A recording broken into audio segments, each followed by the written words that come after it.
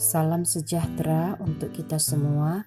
Marilah kita sejenak mendengarkan firman Tuhan. Demikianlah kita mengenal Roh Allah. Setiap orang yang mengaku bahwa Yesus Kristus telah datang sebagai manusia berasal dari Allah. 1 Yohanes 4 ayat 2. Ada pernyataan demikian. Untuk membedakan mana yang asli dan palsu, yang benar dan sesat, maka harus tahu dulu mana yang asli dan benar. Contohnya, benda yang bernama mutiara. Kalau melihat tampilan luar, warna, dan kilaunya, kita tidak bisa membedakan mana yang asli atau yang palsu. Karena itu, kalau ingin yang asli, maka harus tahu bagaimana yang asli itu. Tips untuk tahu yang asli, gigit pelan saja, maka akan terasa seperti menggigit batu, seperti berpasir. Atau gesekkan ke rambut, akan terasa berdesir keras. Gosokkan ke batu, kilau kulitnya tidak memudar. Yang palsu pasti licin dan pudar. Kita ingin yang asli dan bukan yang palsu. Tidak hanya untuk benda, terutama menyangkut kehidupan kita, hidup rohani kita. Rasul Yohanes memberikan tips kepada orang percaya. Kepada kita berlaku juga sekarang.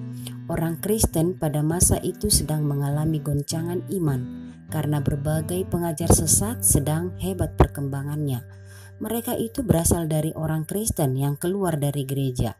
Mereka merasa diri sebagai orang intelek yang punya pengetahuan super mengenai Allah dan dengan tajam membuat perbedaan yang rohani dan yang materi, yang suci dan yang jahat. Dan di dalam prakteknya, hal ini sering mengarah kepada perbuatan amoral karena anggapan mereka apa yang dilakukan oleh tubuh tidak dapat menodai kesucian jiwa dan roh. Pendapat ini pada akhirnya menyangkal kemanusiaan Kristus Yesus. Mereka menganggap bahwa itu hanya pura-pura atau sementara. Lalu menurut mereka mustahillah Kristus mati karena dia adalah roh. Inilah tips mengenal dan membedakan yang dikatakan oleh Yohanes. Saudara-saudaraku yang kekasih, jangan percaya akan setiap roh, tetapi ujilah roh-roh itu, apakah mereka berasal dari Allah. Sebab banyak nabi-nabi palsu yang telah muncul dan pergi ke seluruh dunia. Demikianlah kita mengenal roh Allah. Setiap roh yang mengaku bahwa Yesus Kristus telah datang sebagai manusia berasal dari Allah. Dan setiap roh yang tidak mengaku Yesus tidak berasal dari Allah. Roh itu adalah roh antikristus dan tentang dia telah kamu dengar bahwa ia akan datang dan sekarang ini ia sudah ada di dalam dunia. 1 Yohanes 4 ayat 1 hingga 3. Seandainya Kristus tidak menjadi manusia, maka tidak ada iman, tidak ada kepercayaan Kristen. Dan kalau kita terus-menerus berbuat dosa dengan sengaja dan itu menjadi kebiasaan, maka kita bukan seorang Kristen. Allah adalah terang yang membawa kita berjalan dalam terang perintah kasih-Nya. Ia mau supaya kita hidup di dalam kasih-Nya. Itulah kebenaran.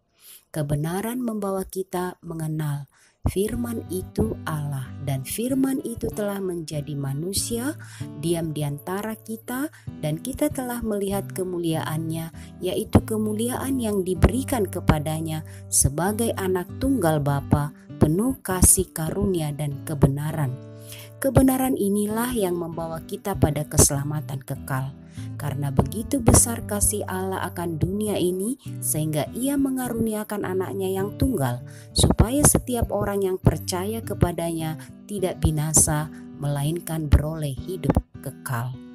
Paulus juga mengatakan, karena itu aku meyakinkan kamu bahwa tidak ada seorang pun yang berkata-kata oleh roh Allah dapat berkata terkutuklah Yesus, dan tidak seorang pun yang dapat mengaku Yesus adalah Tuhan selain Roh Kudus. Kristus Yesus yang walaupun dalam rupa Allah tidak menganggap kesetaraan dengan Allah itu sebagai milik yang harus dipertahankan, melainkan telah mengosongkan dirinya sendiri dan mengambil rupa seorang hamba dan menjadi sama dengan manusia. Yesus benar-benar manusia dan benar-benar Allah. Dikandung oleh Roh Kudus, lahir dari anak Maria, menderita, mati, dikuburkan, naik ke sorga, duduk di sebelah kanan Allah Bapa. Itulah pengakuan kita. Inilah dasar pengakuan kita. Yesus Kristus telah datang sebagai manusia berasal dari Allah.